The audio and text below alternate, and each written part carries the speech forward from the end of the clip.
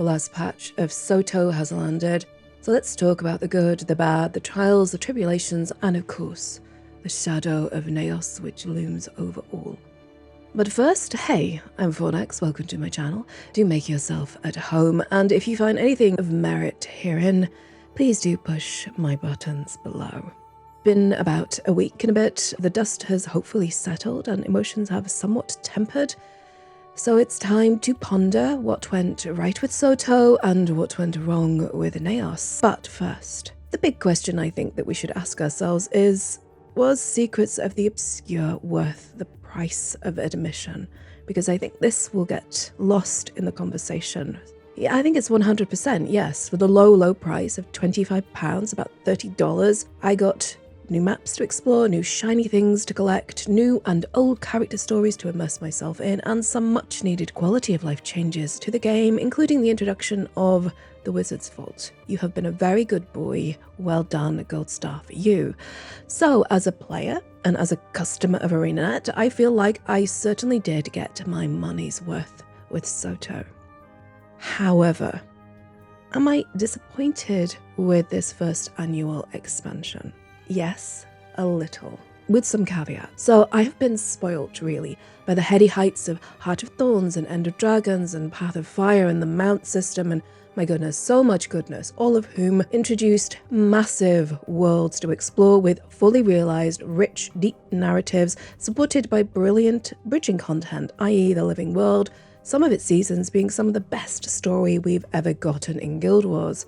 So for all its beauty, and there is much, and for all the fun to be had in SoTO, and there is a lot, Secrets of the Obscure cannot really be compared to previous expansions. In truth, it is not a fair comparison. SoTO cost half the price and took half the time to produce, and yet, I've struggled, I think, like everyone, to not compare to what came before. But the reality is, ArenaNet is a small studio who have always managed to punch above their weight. Such ambition, however, such bombast, always comes at the cost and expense of its creatives, and the devs have in the past worked themselves into the ground. SoTO and its production parameters are a happy medium for the team, and I support that. I respect that choice. So I have had to temper my expectations, recalibrate, and with fresh eyes, I'm going to consider the expansion. And I'm going to start with the beginning section, the wizard's tale, as it were. But if you want to jump into my autopsy of Nayos, make use of the chapters below. It gets a bit spicy. The first and the lion's share of the content that we get with SoTO was, for me, an enjoyable roller coaster. From experiencing True Night on Tyria for the first time, a thing I would welcome across the world for at least about 10 minutes every night cycle, that would be amazing, to meeting the demonic threat in all its visceral glory, and exploring the broken archipelago of Skywatch, all of which we were hit with in fast succession in the opening chapter. It was one hell of a ride. Add to that a volley of new and lovely. We have the wizarding school grounds of Amnitar's one giant tentacle monster I named Herbert. He's a good boy, as well as the introduction, or rather reintroduction, of the Seers, the Massat, the Deldrimore dwarves, and Zosia to the story. Well, you have the makings of one hell of an expansion, and I was a very happy teddy bear indeed. And not to mention, lest we forget, the seductive, manipulative voice in our head, our hidden duets with the many shadows of Nayos who haunt and tempt in equal measure, giving our journey a little bit of a darker edge, which I know many people appreciated.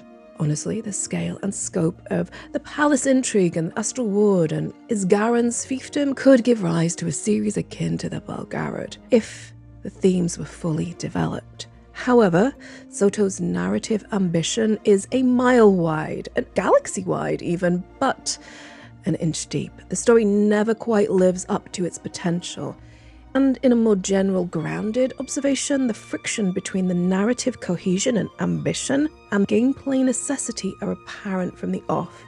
When I first noticed it, I kind of got kicked out of the fictive dream of SoTO when Zosia, in the first moments of the expansion, really handed us the Heart of the Obscure. It's a one-off item created by Sorrow, a character that we never meet but we hear a lot about. It is a weapon, a true, real, useful weapon against the invasive Cryptus and with no narrative reason, with no explanation, we are handed it. And at that moment in the story, we had no knowledge of, or expectation, or intention to join the Astral Ward. We had no knowledge of the Wizard's Court, and there was too no expectation that either organization would accept us. Many prominent members of both factions saw the commander as an agent of entropy. So that was the first inconsistency, but not the last I encountered in the wizarding section of SoTO. Some plot holes could well be intentional. Guild Wars is fond of its secrets, and I'll give you an example. So we never really discover why some characters succumb to Cryptus possession and others are able to survive and shrug it off almost. Was that some plot armor, or was it some hidden, narratively logical internal mechanic that we're ignorant of? It's always hard to tell. Now, the writers, as ever, take the principle of murder your darlings to the nth degree. SoTO added a number of unfortunates to the Gone Not Too Soon section of the wiki. Poor Joko. Most painful of which, for me at least, was Maban. That hit me in the feelings. So, all that said, the narrative journey was enjoyable. The alternative histories, fascinating. The moral ambiguity, or rather, immoralness of the Astral Ward's experiments and Isgaren's experiments is fascinating. And my only real complaint is the lack of supporting cutscenes. Too few. In a pinch, I will take my lore development however I can get it, but I do love a well-scripted, thoughtful cutscene. They are indispensable for character development, for story progression, especially when you are on a tight budget. In terms of gameplay, putting aside riffs for a moment, there is enough diversity on Skywatch and Amnitas to keep players interested for a good while. However, 3 maps, if you include Nayos, will be hard-pressed to hold even the most devoted players' attention for a full year, especially as the box feature of riffs, at least for me, has proven lackluster. I find them, honestly, numbingly repetitive, with too little diversity and needed to be done too often for my legendary aspirations, although this could all well be a me problem, and hell, all of this rumination is entirely subjective. So do please let me know your thoughts and experiences on the Wizard's Tale below. I'm giving the wizarding section of SoTO 4 stars, would recommend with some caveats. Now we come to the elephant in the room. Hello, darling. We love your horns, but we need to talk. So the Cryptas are not a sympathetic race, neither in aspect or ethos. The fact we come to their aid fresh off the heels of Moban's murder, still, drenched in the blood of countless allies, all slain by said same Cryptas, that helps matters not. In truth, I have little trust for Paitha, and not even the prospect of being stepped on by her toe talons can sway me. However, I know that many would give vital organs in service of this horny demon, and I'm not here to yuck anybody's yum. For me, however, I would have loved a more cynical dialogue option going into Nayos. That said, Isgaren fulfill the role of curmudgeon in the narrative very well, so thank you very much. So, at the start, heading into Nayos, the writers had instilled in me a deep dislike for the Cryptas and a deep distrust of Paitha. Honestly, job well done. I was invested, maybe not in the way that they had intended, but I hope I get points for trying, because I wanted to see the realm of dream. I wanted to explore Paitha's character and watch her develop. I wanted to understand demon culture and history. The expansion was touted as 2 complete storylines.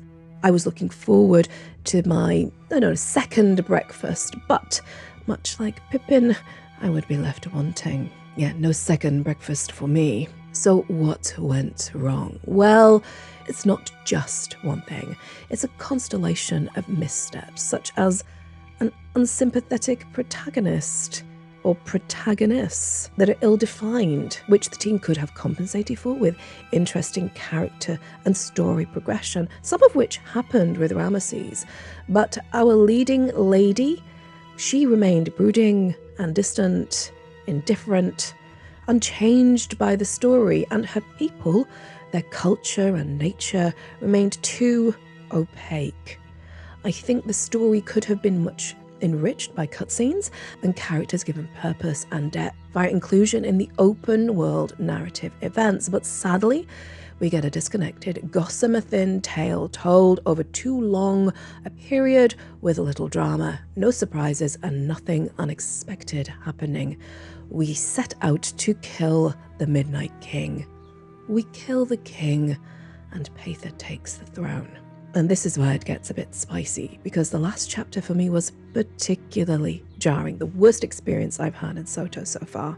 I did not complete the meta added with the current release before I did the last story chapter. So starting the last instance of the game, I simply arrived in Eparch's castle, his keep, his stronghold.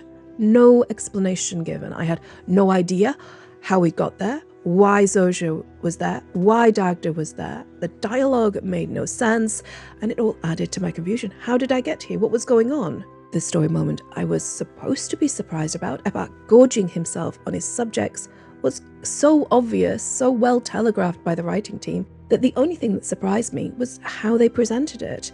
I was confused by the abstract shapes of their remains. It was so strange. I was expecting mountains and piles of bodies to the ceiling and having to wade through the gore of his gluttony. Turns out, Eparch is rather a polite and cleanly demon despot cannibal. Who'd have thunk it? And then we have my first and final battle with the Midnight King. Remember, I didn't do the meta. The overpowered, monstrous murderer of a nation, and it was profoundly unremarkable. No Spider King for me. All the drama of that encounter apparently was gifted to the meta, which I had not done. Now, I did really enjoy wandering around the Wizard's Tower in the prologue, although some of the dialogue didn't make any sense. Again, I missed the meta. And I found many charming moments with the cryptos, the hide and seek, the guy looking at the snowman very confused. It was all very sweet. However, that sweetness could not blunt my disappointment. And I just logged off. It was disappointing. Days later, while chatting to my Lightbringer buddies, I would discover that the new meta was the missing ingredients to my narrative woes. In fact, it is so vital to the story that it must be completed before heading into the last solo story instance. What the? You get one chance to make a first impression, and in this case, like a last impression, the finale of your first annual expansion. Honestly, this oversight, it ruined the finale. It killed my enthusiasm. Now, you can point at me and say, you're an idiot. You should have completed the meta first. You should have known. And that's fair, but just didn't realize. I trusted that the game would direct me. I mean, the team could have popped a cutscene in before the instance started so you could kind of get up to speed with what happened, and Eparch being a giant spider and, you know, people coming to the rescue and all that exciting stuff. But honestly, the easiest fix for this is a redirect. The team need to patch this to ensure players don't have the terrible experience I did. Please just direct players to the meta before the final instance, as you've done before, as you did with the last meta of End of Dragons. But sadly, for Nayos, the problems with narrative development are not confined to a personal story instance either. Nayos, the map itself, was a limiting factor. The stories playing out in the open world are standalone, and they're not really connected with our main characters. Paitha and Eparch's threadbare narrative could have been fleshed out on the open world maps. Instead, we get disconnected events with no real feeling of the push and pull of the conflict which we are being told about. It is also a lot to ask one small map, even the 3 maps that we have in SoTO, to hold the attention of an audience for, well, 9 months, for 12 months. And on the map, there was no real sense, at least for me, of the culture of the demons displayed in Nayos. No new understanding gained from my time in their realm. I did not feel like it was a dream realm. It felt like a barren wasteland and far too repetitive in its aesthetic. The addition of the new meta will help, I am sure. By all reports, it is a brilliant, bombastic battle, one which I have been too dispirited to jump into yet. I've got to be real, I'm a bit flattened by underwhelming finale. But I plan to experience it over the weekend. Honestly, lots of Nayos, kind of missed the mark for me. I was hoping when Paitha took the throne, the realm of dreams would respond to her, the corruption of Epoch melting away. But no magical fairy moment, no dreamlike qualities. I'm also not a fan of the abattoir chic aesthetic, and lots of the gear, lots of the styling in SoTO is very much in that style. Funnily enough, with all the critiques that I have of Nayos, I think the ideas born of it and around it, the realm of dreams, the demons, the potential to explore other myths realms, could have been an expansion of its own, and probably deserves to be an expansion of its own, with shifting maps reflecting the countless realms these demons stalk. And again, the characters within Nayos, I wanted to see the moment that Epoch ended Febe. Could we have that as a fractal? I wanted to see the efforts of cleansing Nayos bear fruit. They could have used dynamic phasing to show the shifting state of the battle physically on the ground, with Epoch's corruption retreating and more of those beautiful trees sprouting. And it's just so much promise, so much potential never realised.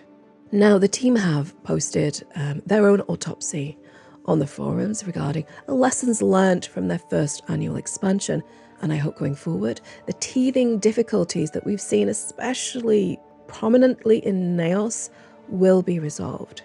But at this moment, as I'm writing, my fear for SoTO and for Guild Wars 2 more generally is that the Shadow of Nayos will obscure all the good of this expansion, akin to biting into a delicious apple only to discover half a worm within. Nayos and its storyline gets 2 stars from me. In conclusion, there is much to love about SoTO, and I hope the community will keep the faith. Do let me know your thoughts on Nayos, the narrative, and your hopes for future expansions below. Much love and many thanks to my wondrous supporters on Patreon and Subscribestar. They have kept the channel going whilst I have been unable to create.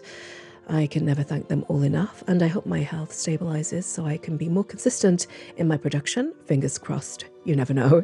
Miracles do occasionally happen. Also, many thanks and much love to Anet, who, despite all my critiques, allow me to be part of their wonderful, brilliant partner program. Links below to referrals for all their expansions. They are wonderful, including this one. Using any of the referrals directly supports my channel but costs you not a penny more. And I will be on the Lightbringers podcast today, this evening, or this morning if you are in America. We will be talking about the finale, the patch notes, and lots more, and the hints about where we are going next. I will not put any spoilers about that in here, but we're probably going to be talking about that. But we have come to the very end. So until next time, please stay safe, stay awesome, and thank you so much for watching. Bye-bye.